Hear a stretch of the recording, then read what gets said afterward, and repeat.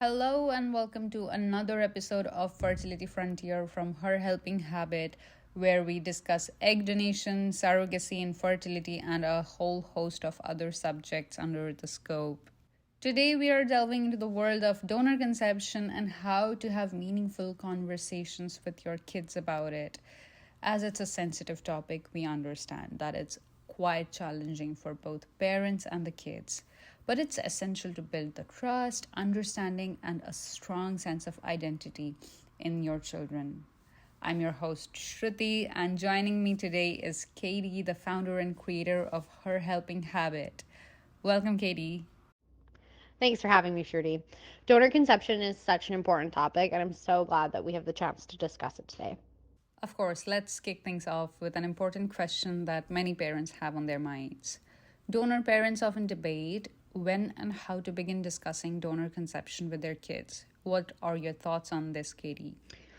Well, Shruti, it's crucial to understand that there's no one size fits all approach when it comes to talking to your kid about their donor conception story. However, as a general guideline, the earlier you begin the talk, the better. It helps your child develop a strong sense of their identity from a very early age. And what's most important when you approach this conversation is that you do so with empathy and openness. I know it can be tough to put yourself in your child's shoes when you know deep down you are truly you're their parent. What's the point in any of this anyways? But we're in an era where things aren't hush hush anymore. These kids are going to become adults, and we are in a crazy digital age. There's DNA testing, we've got AI coming out, there's computers and cell phone advancements that we didn't have 30 years ago. So who knows what another 30 years is going to bring.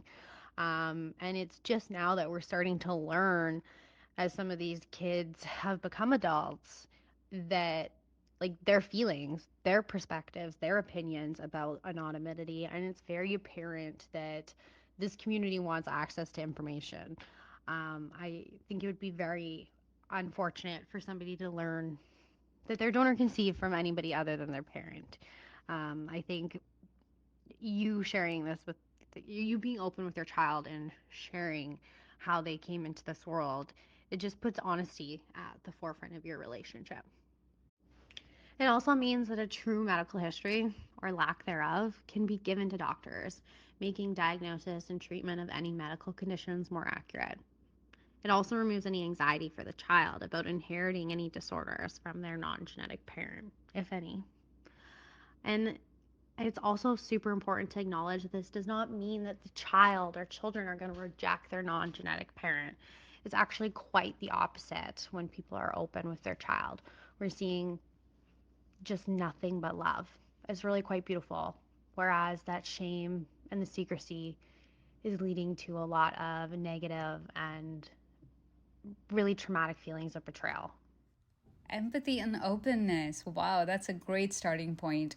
Now let's move on to the age groups. We understand that the way an 8-year old will understand ways of parenting is very different dynamics for a teenager. Can you tell us how to approach the conversation at different stages of a child's development? Of course. Okay, so let me break it down into some age groups because depending on the age of the child, you're going to approach this differently. The goal is to tell your child at an age before they're going to really ever remember a time when they were told.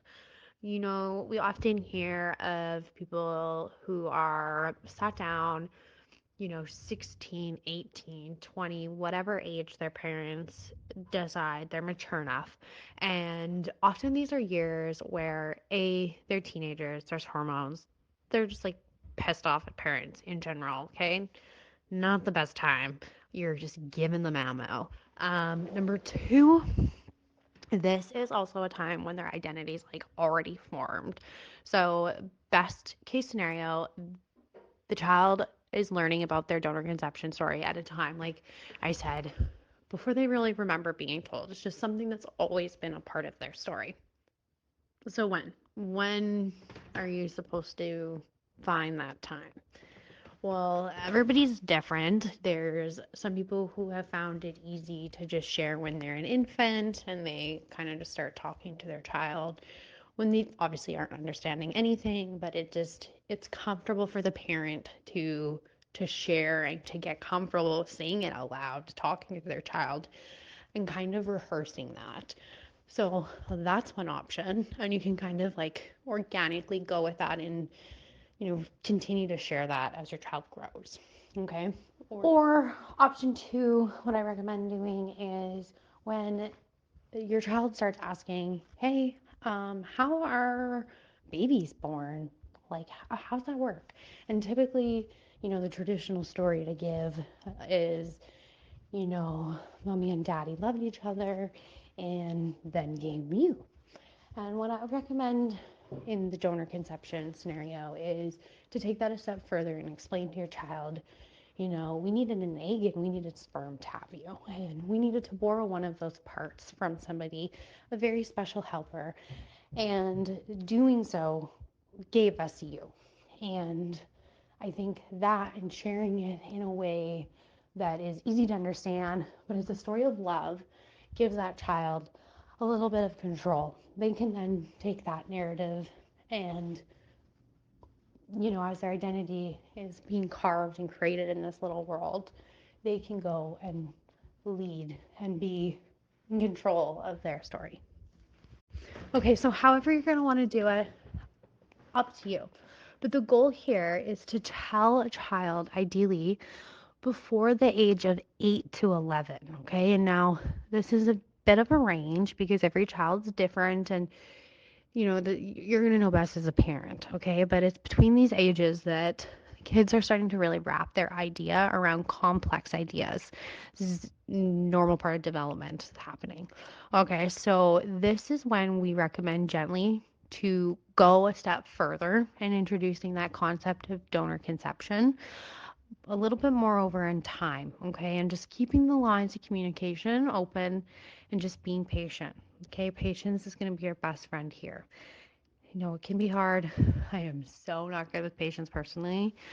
And they're not going to get it right away, what you're saying, like donor conception, what's that even mean? But it's bringing it up, making them familiar with that concept and idea. Over time, they start to wrap their head around it, okay? And then they catch on. Interesting.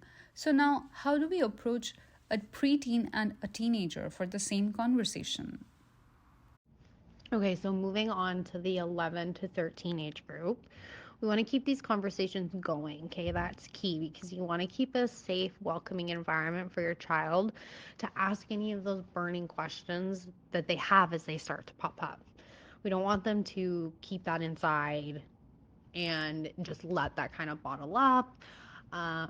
We don't want that's just creating feelings of shame. And if your child's ever overwhelmed, we want them to come to you. Okay, we're creating this safe space so that any questions that come up, anything that they need, you're their safe person. It's also a great time between this 11 and 13 kind of age period for your child to start connecting with your donor, and kind of introducing them into a part of their life, however you deem appropriate, if that is something that you want. Totally not necessary, but if that is something you are wanting to do or if your child's asking about, this is the age group that psychologists say, if you haven't already, this is a comfortable, mentally stable and developmental time period that it's important for kids to have access to their donor, to ask questions, to form a sense of identity, but they're also old enough to understand and for you to still kind of protect them in a way. Wow, that is a wonderful breakdown for different age groups. So, idealistically, the earlier we can start to talk to our kids about the donor conception, birthing process, and continuing the same communication, the better it is for them. Interesting. As your child is reaching 14 to 18, they're going to have a much better understanding of family dynamics and they're going to become more curious about their genetic ties to donors and potentially have siblings if they haven't already. And perhaps they don't express any interest. That's totally fine as well. But if it comes up, it's normal. It's also normal not to have questions. Maybe there's a reason they're not maybe comfortable asking you these questions. And, a lot of parents think, oh, my kid's not asking, so there's no problem. But, that's not necessarily always the case. We need to go back. Okay, what kind of relationship do we have? What have we fostered over the last 10, 15, 16 years, however long, we've been a parent to this child? Have we really created that safe space? Do they feel comfortable coming and talking to me just in general, let alone about donor conception? You just remember this is a perfectly normal part of development and something for your child to be interested in. Thanks a lot, Katie. This has been a very sensitive topic and often unexplored for many parents and even kids. So, could you please give us some takeaways for our listeners, especially for parents who might be thinking to have this conversation with the kids? To sum it up, talking to kids about donor conception is a continuous and repetitive action that needs to be addressed carefully. The earlier you start, the better it is for both you and your child. It builds trust, dependency, and a strong sense of identity. Reactions, though, remember they can vary from child to child. But what's most important is knowing that their parents are comfortable talking about it and that there's a loving relationship, someone safe that's waiting for them. The earlier you start, the better it is for both your child and you. It builds trust, dependency, and a strong sense of self. Reactions can vary from one child to another, but what helps them the most is knowing that their parents are comfortable talking about it. And if they have any questions, it doesn't need to be a secret. As humans, we just naturally express a deep interest in genetic connections. It's best, I think, as a parent, genetic or non genetic, to just help your child understand this concept and the role that genetics can play in their lives. There's really no need to be fearful of rejection because, your kid, I think, is just seeking answers about themselves. That emotional bond that you create with your child, that that is something that cannot be changed or altered or affected at all by genetics. That's all you, and that's the nurturing you're going to do from day one to create this safe, loving, supportive environment where your child's going to be able to come to you for anything. Excellent advice, Katie. Thanks so much for joining us today and sharing your expertise on this important topic. Thanks, Shruti. It's been a pleasure talking to you today. I hope our conversation can help some parents navigate this conversation with their children a little more. And to our listeners, thank you for tuning into this episode of Fertility Frontier. We hope you found this discussion on talking to your kids about donor conception helpful. Remember, these conversations are definitely challenging, but they are essential for building strong, trusting relationship with your kids. If you have any question or if you like to share your experience, feel free to reach out to us. Until next time, take care and happy parenting.